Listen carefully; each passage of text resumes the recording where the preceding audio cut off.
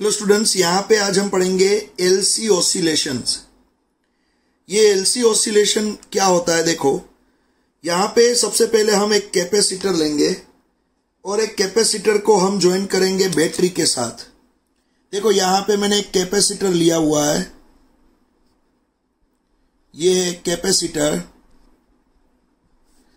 और इसको मैंने ज्वाइन कर दिया है एक बैटरी के साथ। ये एक बैटरी में एक पॉजिटिव एंड होता है, एक नेगेटिव एंड होता है। अब क्या होगा, यहाँ पे ये जो कैपेसिटर है जो मैंने बैटरी के साथ ज्वाइन किया था, तो यहाँ पे पॉजिटिव एंड था, यहाँ पे नेगेटिव एंड था। तो आपको मालूम है ये पॉजिटिव एंड ये प्लेट को पॉजिटिव कर देगा, सिंपल सी बात है, और नेगेटिव एंड ये प्लेट को नेगेटिव कर देगा। तो ये कैपेसिटर चार्ज हो जाता है। यहां पे क्या होगा, ये कैपेसिटर हो जाएगा चार्ज। अब इस तरह से ही यही कैपेसिटर को अगर आप एसी सोर्स के साथ ज्वाइंट करोगे, जहां से एसी करंट मिलता है, ये कैपेसिटर है, देखो ये कैपेसिटर, इसको आपने ज्वाइन कर दिया एसी सोर्स के साथ। ये है एसी सोर्स, जहां से एसी करंट मिलेगा। तो उसी तरह से ये कैपेसिटर फिर से चार्ज हो जाएगा, ये प्लेट पॉजिटिव बन जाएगी, ये प्लेट नेगेटिव बन जाएगी। तो यहाँ पे हमें क्या करना है, यहाँ पे हमें कैपेसिटर को चार्ज करना है। तो कैपेसिटर को मैं इस तरह से एक बार चार्ज कर दूंगा, यहाँ पे एसी करंट के साथ इसको ज्वाइन करके कैपेसिटर को मैं चार्ज कर दूंगा। जैसे मैं डीसी करंट के साथ ज्वाइन करके चार्ज करता था, उसी तरह से कैपेसिटर को एसी करंट के साथ ज्वाइन करके चार्ज कर सकते हैं। तो यहाँ पे ये कैपेसिटर चार्ज हो गया। अब ये जो चार्ज हुआ है कैपेसिटर, उसके अंदर क्या होता है? देखो बच्चों, जो कैपेसिटर फुल चार्ज हो जाता है उसके अंदर एनर्जी स्टोर हो जाती है। आपको मालूम है, जो कैपेसिटर चार्ज हो जाएगा उसके अंदर एनर्जी स्टोर हो जाएगी, और वो जो एनर्जी होगी वो दोनों प्लेट के बीच में इलेक्ट्रिक फील्ड के फॉर्म में स्टोर होती है। यहाँ पे आप देख सकते हो, दोनों प्लेट के बीच में इलेक्ट्रिक फील्ड के फॉर्म में ये एनर्जी स्टोर हो चुकी है। ये देखो, पॉजिटिव टू नेगेटिव में इलेक्ट्रिक फील्ड दिखा रहा हूं। तो यहाँ पे दोनों प्लेट के बीच में इलेक्ट्रिक फील्ड के फॉर्म में एनर्जी स्टोर हो चुकी है। अब ये चार्ज हुआ जो कैपेसिटर है, वो कैपेसिटर को हम बैटरी से या तो एसी सोर्स से निकाल देंगे, और वही कैपेसिटर को हम एक इंडक्टर के साथ ज्वाइन करेंगे। देखो, यहां पे एक इंडक्टर दिया हुआ है, ये इंडक्टर है। यहां पे ये कैपेसिटर फुल टू चार्ज था, यहां पे ये पॉजिटिव प्लेट, ये नेगेटिव प्लेट, ये फुल टू चार्ज कैपेसिटर है। ये चार्ज कैपेसिटर जिसके बीच में इलेक्ट्रिक फील्ड के फॉर्म में एनर्जी स्टोर होती है। ये फुल टू चार्ज कैपेसिटर को मैंने ज्वाइन कर दिया एक इंडक्टर के साथ। ये कैपेसिटर है C, ये इंडक्टर है L। यहां पे मैंने ज्वाइन कर दिया ये कैपेसिटर को इंडक्टर के साथ। देखो आप, अब जैसे ही आप इस तरह से कनेक्शन ज्वाइन करोगे तो होगा क्या, देखो यहां से ये पॉजिटिव एंड से यहां से करंट फ्लो होना स्टार्ट होगा, और वो जाएगा कैपेसिटर के अंदर, इंडक्टर के अंदर। तो यहां से करंट इंडक्टर के अंदर जाएगा। आपको मालूम है, जैसे ही इंडक्टर के अंदर करंट जाने लगेगा तो ये इंडक्टर के अंदर इंड्यूस ईएमएफ प्रोड्यूस होगा। तो सबसे पहले क्या होगा, देखो ये जो कैपेसिटर है जिसके ऊपर यहां पे पॉजिटिव चार्ज था, यहाँ पे नेगेटिव चार्ज था, तो इसके ऊपर से थोड़ा थोड़ा चार्ज कम होने लगेगा और करंट फ्लो होने लगेगा इंडक्टर की ओर।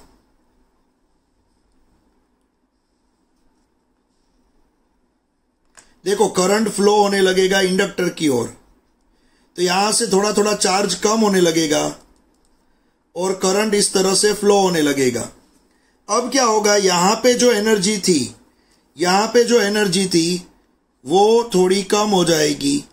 इलेक्ट्रिकल एनर्जी, इलेक्ट्रिक फील्ड के फॉर्म में जो एनर्जी थी वो थोड़ी कम होने लगेगी, और करंट इसमें फ्लो होगा, और ये जो इंडक्टर है, इंडक्टर में इंड्यूस ईएमएफ प्रोड्यूस होगा, और उसकी वजह से इसके आसपास अपना खुद का मैग्नेटिक फील्ड प्रोड्यूस होगा, अपना खुद का एक मैग्नेटिक फील्ड प्रोड्यूस होगा इसके आसपास।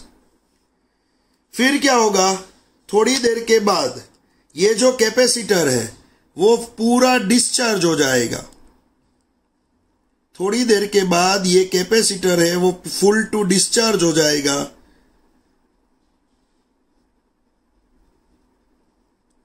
कैपेसिटर फुल टू डिस्चार्ज हो जाएगा, और ये जो इंडक्टर है वो फुल टू चार्ज हो जाएगा। देखो ये इंडक्टर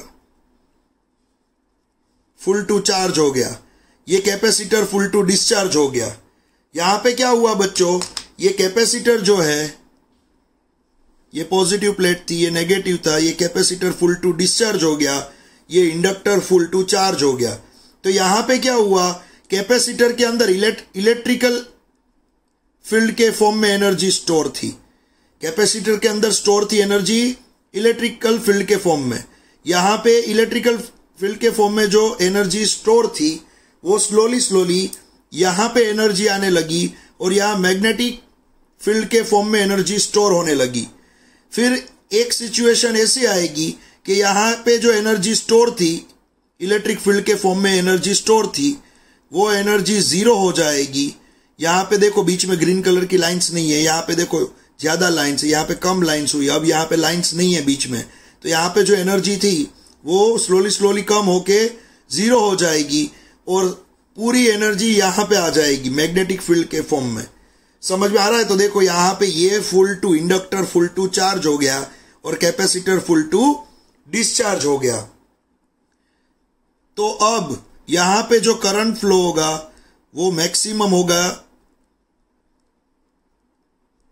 ये टाइम पे, क्योंकि जैसे जैसे इसके ऊपर से चार्ज कम होता है उसी तरह से यहां पे करंट मैक्सिमम आपको मिलता है, जो अब अभी हम पढ़ेंगे।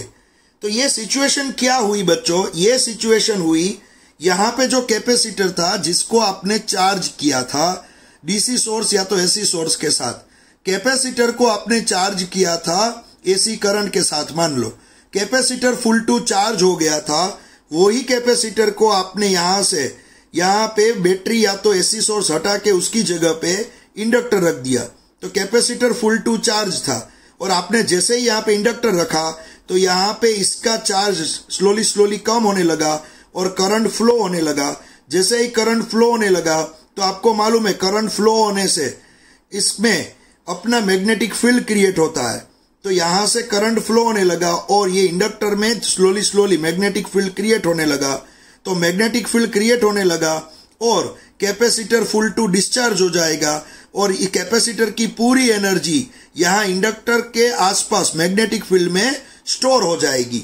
तो हुआ क्या, कैपेसिटर की फुल टू एनर्जी, यहां पे कैपेसिटर के पास फुल एनर्जी थी, इंडक्टर के पास जीरो एनर्जी थी।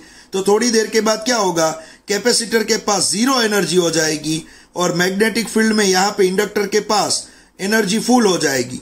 तो इसकी पूरी एनर्जी यहां पे आ गई, इंडक्टर में मैग्नेटिक फील्ड में आ गई। फिर क्या होगा, इससे अपोजिट प्रोसेस होगी। अब ये फुल एनर्जी लेके बैठा हुआ है, तो स्लोली इससे यहां से एनर्जी जाएगी रिटर्न कैपेसिटर में। तो कैपेसिटर चार्ज होने लगेगा, कैपेसिटर चार्ज होने लगेगा तो यहां पे इसका मैग्नेटिक फील्ड में जो एनर्जी स्टोर है वो कम होने लगेगी, और स्लोली क्या होगा, कैपेसिटर फिर से फुल टू चार्ज हो जाएगा। समझ में आ रहा है? फिर रिटर्न प्रोसेस होगी। रिटर्न प्रोसेस में क्या होगा, ये इंडक्टर जो है वो थोड़ा डिस्चार्ज होने लगेगा, कैपेसिटर चार्ज होने लगेगा, और एक सिचुएशन ऐसी आएगी कि यहाँ पे इंडक्टर के आसपास जीरो एनर्जी हो जाएगी, मैग्नेटिक फील्ड में जो एनर्जी थी वो जीरो हो जाएगी, और कैपेसिटर फुल टू चार्ज हो जाएगा। समझ में आ रहा है? फिर क्या होगा, फिर से प्रोसेस उसी तरह से होगी।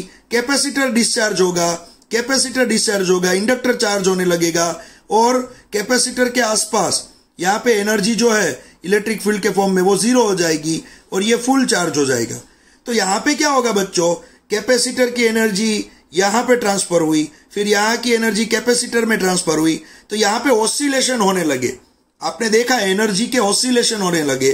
कैपेसिटर पहले फुल चार्ज था, फिर इंडक्टर फुल चार्ज हुआ, कैपेसिटर डिस्चार्ज हो गया, फिर से रिवर्स प्रोसेस हुई, कैपेसिटर फुल चार्ज हो गया, इंडक्टर डिस्चार्ज हो गया। तो यहाँ पे एनर्जी का क्या हुआ बच्चों, एनर्जी जो है उसका ऑसिलेशन होने लगा। तो इसको हम यहाँ पे पढ़ेंगे एलसी ऑसिलेशन के फॉर्म में। समझ में आ रहा है? यहाँ पे हम पढ़ेंगे एलसी ऑसिलेशन के फॉर्म में। तो यहाँ पे कैपेसिटर में से एनर्जी स्लोली जाएगी यहाँ पे इंडक्टर में, और मैग्नेटिक फील्ड में एनर्जी स्टोर हो जाएगी। फिर मैग्नेटिक फील्ड में से यहाँ से एनर्जी जैसे ये फुल चार्ज हो जाता है तो ये अपनी एनर्जी फिर कैपेसिटर को देगा, तो कैपेसिटर फुल चार्ज हो जाएगा। फिर से कैपेसिटर फुल चार्ज हो गया तो इंडक्टर में एनर्जी जाएगी। तो इस तरह से टर्न बाय टर्न कैपेसिटर और इंडक्टर के बीच में एनर्जी पास होती रहेगी। तो ये यहाँ पे ये आइडियल कंडीशन में हम पढ़ रहे हैं बच्चों।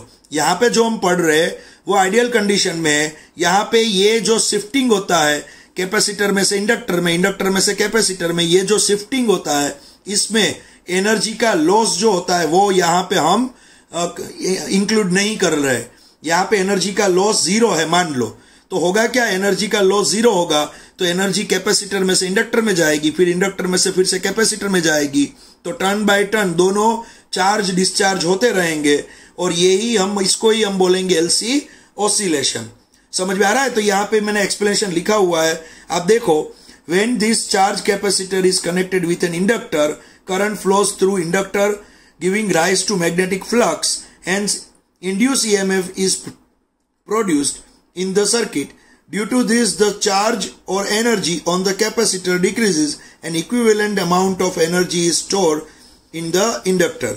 तो यहाँ पे कैपेसिटर डिस्चार्ज हो जाएगा और उतनी ही इक्विवेलेंट एनर्जी इंडक्टर में स्टोर हो जाएगी मैग्नेटिक फील्ड के फॉर्म में। फिर जो ये प्रोसेस मैंने लिखी थी उससे अपोजिट प्रोसेस होगी। फिर इंडक्टर की एनर्जी यहाँ से ये इंडक्टर फुल चार्ज हो चुका है, ये फुल रिच हो चुका है, ये बेचारा यहाँ पे गरीब हो चुका है। तो अब इसकी जो मिल्कत होगी, दौलत होगी, वो जाएगी रिटर्न कैपेसिटर में। तो कैपेसिटर फुल टू रिच हो जाएगा, यहाँ पे ये फुल चार्ज हो जाएगा और ये गरीब हो जाएगा। फिर कैपेसिटर डिस्चार्ज होगा और इस तरह से यहाँ से यहाँ, यहाँ से यहाँ ये एनर्जी जो है वो ऑसिलेट करती रहेगी। तो ये है एलसी ऑसिलेशंस। अब यहाँ पे किरचॉफ जो लूप रूल है, किरचॉफ सेकंड लॉ, वो हम यहाँ पे यूज करेंगे। तो आप यहाँ पे देख सकते हो कि जो कैपेसिटर है उसके दोनों एंड्स के बीच का वोल्टेज जो है उसको आप क्या लिखते हो बच्चों, कैपेसिटर के दोनों एंड्स के बीच का जो वोल्टेज आता है उसको आप क्या लिखते हो, VC. VC means Q by C. आप लिखते हो कैपेसिटर के दोनों एंड्स उसके बीच का वोल्टेज जिसको आप लिखते हो वीसी, तो उसको आप बोलोगे क्यू बाई सी। फिर इंडक्टर के दोनों एंड्स के बीच का वोल्टेज यहाँ पे जो आपको इंड्यूस ईएमएफ मिला है उसको आप बोलोगे वीएल। तो वीएल को आप क्या लिखोगे, minus L D I by D T equals to 0। तो यहाँ पे किरचॉफ्स लूप रूल अगर आप यूज करोगे तो यहाँ पे आप कैपेसिटर के दोनों एंड्स के बीच का वोल्टेज और इंडक्टर के दोनों एंड्स के बीच का वोल्टेज आपने क्या किया, दोनों वोल्टेज ही उसका ही टोटल किया, जो आपको सेकंड रूल के हिसाब से आपको मिल जाएगा यहाँ पे 0। अब आपको ये चीज मालूम होनी चाहिए कि यहाँ पे करंट आई की हम बात करेंगे तो करंट आई का फॉर्मूला यहाँ पे आपको मिलेगा dq by D T. Current I का फॉर्मूला क्या मिलेगा, dq बाई डी टी। यहां पे नेगेटिव साइन मैंने क्यू लिखी है, यहां पे नेगेटिव साइन मैंने क्यू लिखी है। देखो यहां पे negative sign indicates that as Q decreases I increases. एक चीज याद रखना, जैसे जैसे चार्ज कम होता जाएगा तो उसी तरह से करंट बढ़ता जाएगा। तो यहां पे क्या होगा बच्चों, देखो यहाँ पे जैसे ही चार्ज कम होता जाएगा, ये कैपेसिटर है, यहाँ पे चार्ज जैसे ही कम होता जाएगा, यहाँ पे चार्ज कम होता जाएगा, तब करंट बन जाता है यहाँ पे मैक्सिमम। क्योंकि यहाँ पे देखोगे आप, पहले क्या था, इसके ऊपर चार्ज फुल टू एस्टैब्लिश था, स्लोली चार्ज शिफ्ट होने लगा। तो जैसे ही चार्ज फुल टू शिफ्ट होने लगेगा एक साथ, चार्ज जैसे जैसे इसके ऊपर से डिक्रीज होगा, कैपेसिटर के ऊपर से चार्ज डिक्रीज होगा, तब यहाँ पे जो करंट फ्लो हो रहा है वो बढ़ जाएगा यहाँ पे, क्योंकि पहले इसके ऊपर फुल चार्ज था, अब यहाँ से चार्ज करंट के फॉर्म में जाने लगा। तो यहाँ पे क्या होगा, चार्ज जितना जितना डिक्रीज होगा तब यहाँ पे जो करंट फ्लो हो रहा है वो मैक्सिमम बनता जाएगा। तो यहाँ पे लिखा है मैंने माइनस साइन, चार्ज जितना डिक्रीज होगा उतना ही यहाँ पे करंट आपको ज्यादा मिलेगा। समझ में आ रहा है? तो ये यहाँ पे ये आपको दिखा रहा है negative sign indicates that as Q decreases I increases. तो यहाँ पे current equals to minus D Q by D T.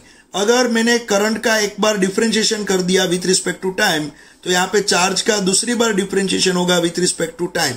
अब यहाँ पे तो D I by D T की वैल्यू मुझे चाहिए, वो यहां से मैं लिखूंगा D I by D T की वैल्यू, इसको मैं बोल दूंगा इक्वेशन 1। तो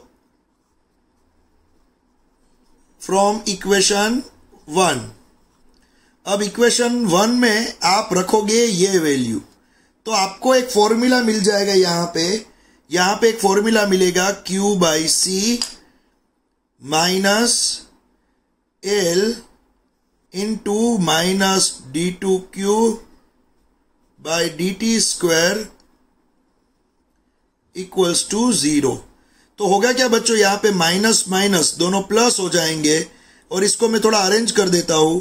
तो D two Q by D T square, और ये एल से डिवाइड कर देता हूं, पूरे इक्वेशन को एल से डिवाइड कर देता हूं। एल से मैंने डिवाइड कर दिया, तो यहां पे आपको मिलेगा plus Q by L C equals to 0।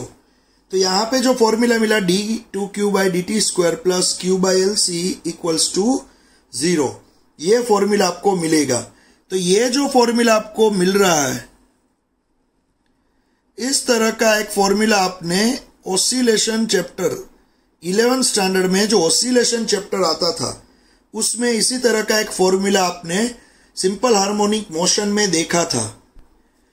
Simple harmonic motion के अंदर आपने इस तरह का ही एक फॉर्मूला देखा था। तो ये फॉर्मूला देखो सिंपल हार्मोनिक मोशन का, D two Y by D T square plus omega naught square Y equals to 0। ये सिंपल हार्मोनिक मोशन का फॉर्मूला था। जब सिंपल हार्मोनिक ऑसिलेटर ऑसिलेशन करता है और विदाउट रेजिस्टेंस वो नॉन स्टॉप ऑसिलेशन करता है, तब ये फॉर्मूला आपने देखा था। तो उसी तरह से यहाँ पे एनर्जी के ऑसिलेशन हो रहे हैं। पहले एनर्जी कैपेसिटर में थी, फिर एनर्जी इंडक्टर में आ गई, फिर एनर्जी कैपेसिटर में जाएगी, फिर एनर्जी इंडक्टर में आ जाएगी। तो इस तरह से ऑसिलेशन होंगे, एनर्जी के ऑसिलेशन होंगे, ये आपको मालूम है। तो यहाँ पे एनर्जी के जो ऑसिलेशन होंगे उसका फॉर्मूला यहाँ पे ये मिला यहाँ पे। तो यहाँ पे एलसी ऑसिलेशन का जो फॉर्मूला मिला वो सिंपल हार्मोनिक ऑसिलेशन जैसा ही है। तो इसको आप कंपेयर करोगे तो यहाँ पे D two Q by D T square plus Q by L C है।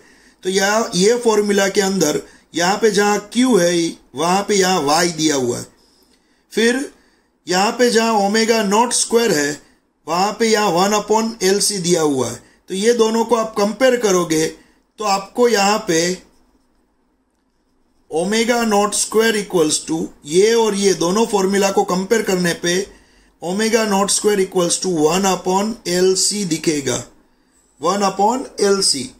तो यहाँ पे एक चीज आपको पता लग जाएगी कि यहाँ पे अगर आपको ओमेगा नॉट चाहिए तो ये तो आपको मिल जाएगा 1/√LC। देखो ये आपको मिल जाएगा ओमेगा नॉट 1/√LC, ये मिल गया आपको। आपने क्या किया, ये दोनों को कंपेयर किया यहाँ पे। और दूसरी एक बात याद रखना बच्चों, आपको मालूम है ओमेगा क्या होता है, 2πf होता है। ओमेगा क्या है, एंगुलर फ्रीक्वेंसी। तो यहाँ पे हम लिखेंगे 2πf। तो 2πf इक्वल्स टू 1/√LC। तो यहाँ पे जो फ्रीक्वेंसी का फॉर्मूला मिलेगा वो होगा 1/2π√LC। तो यहाँ पे फ्रीक्वेंसी का फॉर्मूला आपको मिलेगा, देख लो आप, 1/2π√LC। समझ में आ रहा है बच्चों? यहाँ पे देखो आप, फ्रीक्वेंसी मिल गई, एंगुलर फ्रीक्वेंसी और फ्रीक्वेंसी दोनों के फॉर्मूला आपको मिल गए। तो यहां से एनर्जी जो शिफ्ट होती है कैपेसिटर में से इंडक्टर में, ये जो शिफ्ट होने की फ्रीक्वेंसी होगी वो इतनी होगी। 1 सेकंड में कितनी बार एनर्जी शिफ्ट होगी वो ये फॉर्मूला से आप देख सकते हो। ये एनर्जी शिफ्टिंग यहाँ पे जो होगा, कैपेसिटर में से एनर्जी इंडक्टर में आएगी, इंडक्टर में से एनर्जी कैपेसिटर में जाएगी, वो शिफ्टिंग की जो फ्रीक्वेंसी होगी वो यहाँ पे इसकी हेल्प से मिल सकती है। तो बच्चों यहाँ पे आपने एलसी ऑसिलेशंस देखे, आपने यहाँ पे जो एलसी ऑसिलेशन देखे, जो कैपेसिटर में से एनर्जी जाएगी ना इंडक्टर में से जाएगी कैपेसिटर में, इस तरह से ये चलता ही रहेगा। लेकिन रियलिटी ये है कि ये सिचुएशन जो हमने पढ़ी वो रियल में पॉसिबल नहीं है। The LC oscillation discussed above are not realistic for the two reasons. First, every inductor has some resistance.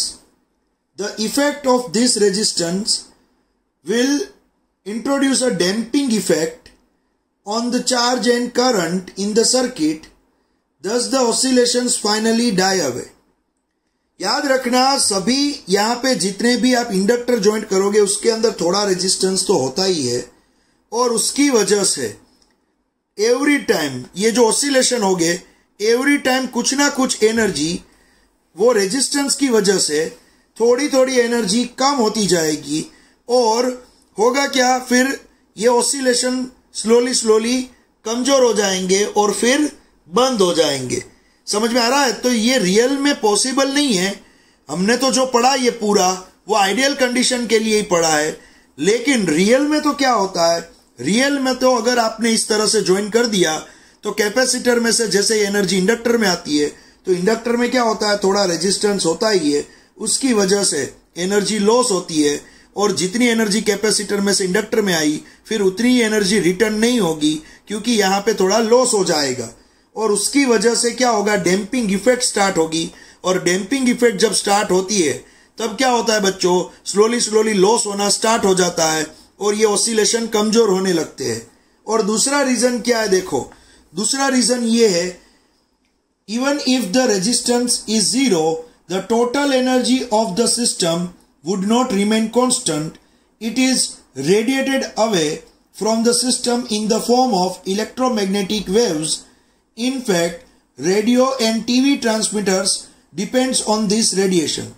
समझ में आ रहा है? तो यहां पे क्या होगा बच्चों, मान लो इसका रेजिस्टेंस भी 0 है, मान लो हमने इसका रेजिस्टेंस भी 0 मान लिया इंडक्टर का, फिर भी होगा क्या, यहां पे जैसे ही चार्ज जैसे डिस्प्लेस होंगे, मींस करंट यहां पे फ्लो होगा, तो ये जो सिस्टम है उसमें से इलेक्ट्रोमैग्नेटिक वेव्स के फॉर्म में एनर्जी निकलती रहेगी, थोड़ी लीक होती रहेगी, रेडिएट होती रहेगी।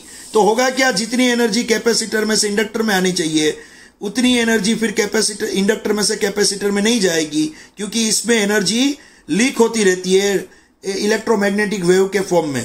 तो एनर्जी यहां से निकलती रहेगी, तो 100 जूल एनर्जी मान लो कैपेसिटर में है, तो वही 100 जूल यहां फिर से एस्टेब्लिश नहीं होगी, यहां पे थोड़ी कम एस्टेब्लिश होगी, क्योंकि ये सिस्टम में एनर्जी क्या होती है, रेडिएट होती है, और इलेक्ट्रोमैग्नेटिक वेव्स के फॉर्म में यहां से एनर्जी निकलती रहती है।